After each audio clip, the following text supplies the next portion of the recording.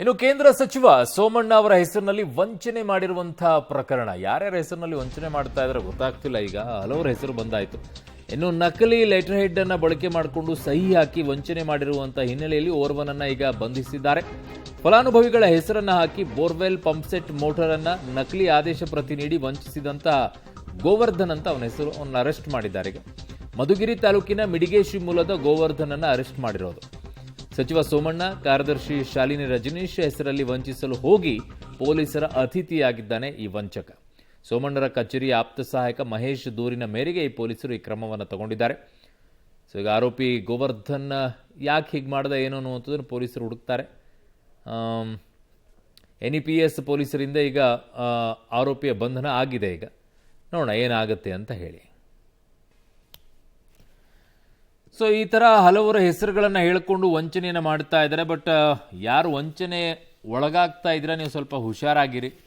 ಯಾರ್ದೋ ಹೆಸರನ್ನು ಹೇಳ್ಬಿಟ್ಟು ಇನ್ಯಾರೋ ಏನೋ ಯಾಮಾರಿಸುವಂಥ ಪರಿಸ್ಥಿತಿ. ಆ ವ್ಯಕ್ತಿಯೇ ನಿಮಗೆ ನೇರವಾಗಿ ಸಿಕ್ಕು ಮಾತನಾಡುವವರೆಗೂ ಇಂಥವಕ್ಕೆಲ್ಲ ಯಾಮಾರಿಸ್ಕೊಳ್ಳೋಬೇಡಿ. ಇನ್ಯಾರ್ದೋ ಹೆಸರು ಹೇಳ್ಬಿಟ್ಟು ನಿಮ್ಗೆ ಯಾಮಾರಿಸುವಂಥ ಲೆಕ್ಕಾಚಾರ ಇರುತ್ತೆ. ಅವ್ರು ಯಾರ ಹೆಸರನ್ನು ಹೇಳ್ತಿರ್ತಾರೆ ಫಸ್ಟ್ ಅವ್ರನ್ನ ಮೀಟ್ ಮಾಡಿಸಪ್ಪ, ನಾನು ಮಾತನಾಡಬೇಕು, ಆಮೇಲೆ ಇನ್ನು ಉಳಿದಿದ್ದೆಲ್ಲ ಅಂತ ಹೇಳಿ. ಇಲ್ಲದೇ ಇದ್ರೆ ಎಲ್ಲ ವಂಚನೆ ಆದ ತಕ್ಷಣವೇ ವಂಚನೆ ಆಯಿತು ಅಂತಂದರೆ ಭಾಳ ಕಷ್ಟ ಆಗ್ಬಿಡುತ್ತೆ. ನನ್ನ ಸಹೋದ್ಯೋಗಿ ಈಗ ಮಂಜುನಾಥ್ ದಾಳ್ಮಕ್ಕಿ ನನ್ನೊಂದಿಗೆ ಸಂಪರ್ಕಕ್ಕೆ ಸಿಗ್ತಾ ಇದ್ದಾರೆ. ಮಂಜುನಾಥ್, ಏನಿದು ಅಂತ ಹಲವು ಕಡೆಗಳಲ್ಲಿ ಬೆಂಗಳೂರಲ್ಲೂ ಇಂಥ ಪ್ರಕರಣ ಬರ್ತಾ ಇದೆ, ಕೋಲಾರದಲ್ಲೂ ಇಂಥ ಪ್ರಕರಣ ಬರ್ತಾ ಇದೆ, ಈಗ ನೋಡಿದ್ರೆ ತುಮಕೂರು ಸೈಡಲ್ಲೂ ಇಂಥದ್ದೇ ಪ್ರಕರಣ ಬರ್ತಾ ಇದೆ. ಯಾವ ರೀತಿಯಾಗಿ ಯಾಮಾರಿಸ್ತಾ ಇದ್ದಂತೆ ಇವನು, ಯಾವ ರೀತಿಯಾಗಿ ವಂಚಿಸ್ತಾ ಇದ್ದಂತೆ? ಅರುಣ್, ಈ ರೀತಿಯ ವಂಚನೆ ಪ್ರಕರಣ ಇದೇ ಮೊದಲೇನಲ್ಲ. ಈ ಒಂದು 15 ದಿನದ ಹಿಂದೆ ಗೃಹ ಸಚಿವರ ಹೆಸರಲ್ಲೂ ಕೂಡ ವಂಚನೆ ಮಾಡಿರೋ ಪ್ರಕರಣ ಕೂಡ ತುಮಕೂರು ಜಿಲ್ಲೆಯಲ್ಲಿ ಬೆಳಕಿಗೆ ಬಂದಿತ್ತು. ಅದೇ ರೀತಿಯ ಸೇಮ್ ಟು ಸೇಮ್ ಪ್ರಕರಣ ಈಗ ಕೇಂದ್ರ ಸಚಿವ ಸೋಮಣ್ಣ ಅವರ ಹೆಸರಿನಲ್ಲೂ ಕೂಡ ಆ ರೀತಿಯ ವಂಚನೆ ಅವರ ಹೆಸರು ಹೇಳ್ಕೊಂಡು ನಡೆದಿರುವಂತದ್ದು.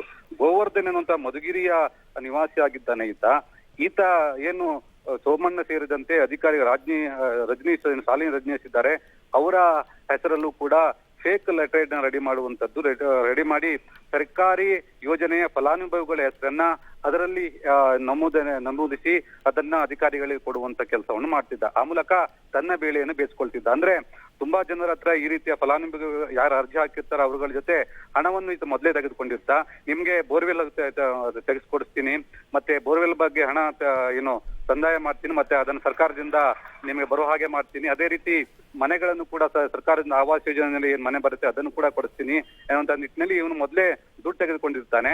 ಅದು ಆ ಕೆಲಸ ಆಗ್ಬೇಕು ಅನ್ನುವ ನಿಟ್ಟಿನಲ್ಲಿ ಯಾರೇ ಶಿಫಾರಸು ಮಾಡಿದ್ರು ಕೂಡ ಯಾವುದೇ ಬೇರೆ ರಾಜಕಾರಣಿಗಳು ಮಾಡದೇ ಇದ್ದಾಗ ಇವನು ಸ್ವತಃ ತಾನೇ ಈ ರೀತಿಯ 2 ಲೆಟರ್ಗಳನ್ನ ರೆಡಿ ಮಾಡಿಕೊಂಡು ಕೆಳಹಂತದ ಅಧಿಕಾರಿಗಳಿಗೆ ಕೊಡ್ತಿದ್ದ, ಅವರ ಸೈನ್ ಹಾಕ್ತಿದ್ದ ಅನ್ನುವಂಥದ್ದು ಕೂಡ, ಮತ್ತೆ ಏನು ಅವ್ರ ಚೀಲನ್ನು ಕೂಡ ರೆಡಿ ಮಾಡ್ಕೊಂಡಿದ್ದ.